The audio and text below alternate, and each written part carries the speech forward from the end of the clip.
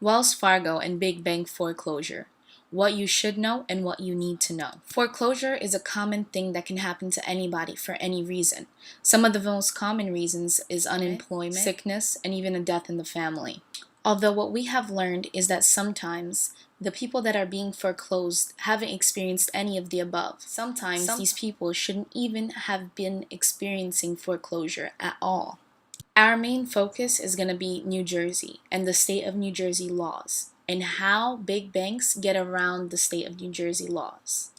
In New Jersey, it is mandated that you send a foreclosure complaint before you even do the foreclosure. The complaint is made up of many documents, including some of the ones listed below. But the one that we are here to talk about, and the most important Certificate of Diligent Inquiry.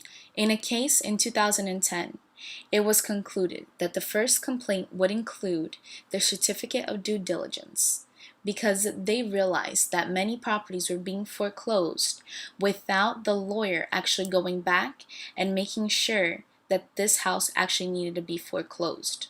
Now let's talk about this document and what is inside of the document. Well, the document first certifies that a lawyer contacted the representative. It certifies that the representative has a title and occupation for the bank listed, in our case, Wells Fargo. And it certifies that that employee from Wells Fargo made sure and checked that all your documentation was actually behind and you are in time for foreclosure. Wells Fargo labels these representatives' occupation as Vice President of Loan Documentation. Now you must be doubting and thinking, why am I at risk? Well, we're going to tell you what the real problem is. As this funny little picture shows, there's one player, and his name is the banker, and he always wins. The first variable to the problem is that Wells Fargo hires these very well-paid attorneys. These attorneys are telling you that they took their own personal email and they sent an email to another Wells Fargo associate that is also paid by Wells Fargo. That person supposedly checks your file, makes sure you haven't paid in time, and gets back to the lawyer and says, yes, we need you to foreclose them. The document specifically says that this is happening electronically, meaning it must be happening only through email. The problem with that being that the lawyer never even saw the person, never met with them in person.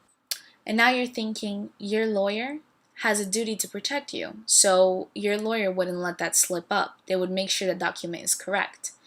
And you're right to a certain degree.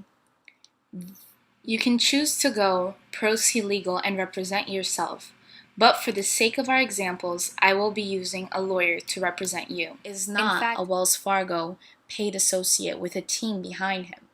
In fact, he may not even be the brightest lawyer of them all, but he has a heart of gold, and he has one goal. That is to keep you in your house, or to have a way for you to at least get out of this the least harmful way possible. The document specifically states that your lawyer does not have to verify themselves. The only lawyer that has to verify is the one that works for Wells Fargo. Well, here comes the third and final part of the issue. If your lawyer is too busy planning and cannot verify, then of course you're thinking that somebody else is going to be there to do the job. So you're probably thinking the judge. Maybe the judge gets all the documentation and makes sure himself.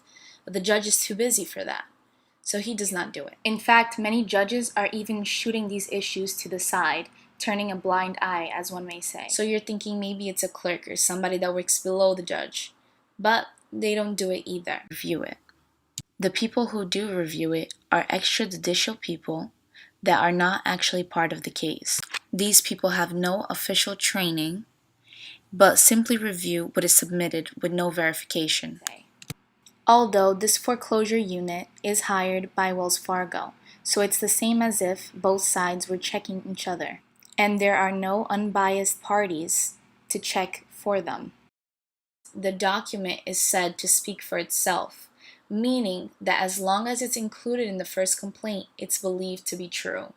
To formally wrap this up and to help you understand what's going on a little bit better, I put this conclusion in. So the bank, the big bank, hires their very well-paid lawyers, as we saw from before, who contact their other associates, who I'm sure are very well paid as well, and they together form a document that says that you should be foreclosed. And we have to believe that the document is the truth because it's there and they said they verified and no one lies, as assuming to this document. We're here to stop you from making a mistake so that you understand that people do lie and that you can't always believe everything that everybody says. We're here to open your eyes. I'm sure at this point you're thinking, why should you believe me?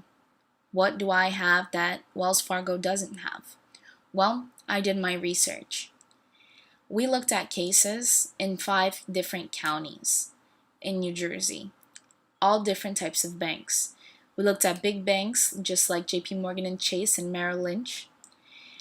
And in those cases, many of the names of the people listed that were signing for the foreclosure were the same people repetitively, like a select group of about 10, 15 people. When we looked at Wells Fargo's numbers, it rose to about 90 different people in 5 counties, in over 700 cases just in the past 2 years. I took the liberty of putting here some of the many common names that we came across during this period. I am going to now name a case that we worked on specifically, and we found out who the representative actually is. Although for privacy issues, I will not be naming any of the defendants in the case or case numbers. One of the cases that we researched in Bergen County, the representative's name from Wells Fargo was Latoya Smith. Latoya Smith, as according to the document, says that she is employed as Vice President of a loan documentation, and her occupation is to verify all foreclosure documents. After doing further research in this individual, we found out that she is actually a part of the HR in human resources, which is a completely different side of banking, meaning she works in operations, which has nothing to do with mortgages or home loans. We have also found cases in which the lawyer puts the document in the first complaint but does not name any representative. You can choose to either hire a lawyer or go pro se legal and represent yourself.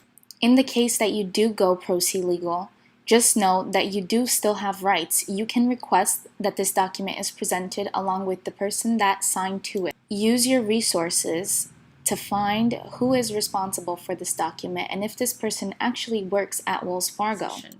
We want to make sure that you understand that you have rights and that you can stop fraudulent foreclosure from happening to you or anyone around you. You can request that your lawyer confirms that this person actually exists, this person is a real person, and this is actually right. Because it's not a requirement by law that the lawyer does this, most of them don't, and that's where they go wrong. We can all make mistakes and we can all forget to do something, but mistakes can also cost you your home, something you've worked so hard for. I'm asking that you please pass on this video so that other people know what could potentially be happening to them, because tomorrow it could be happening to you too. We can stop fraudulent foreclosure together. Thank you for watching.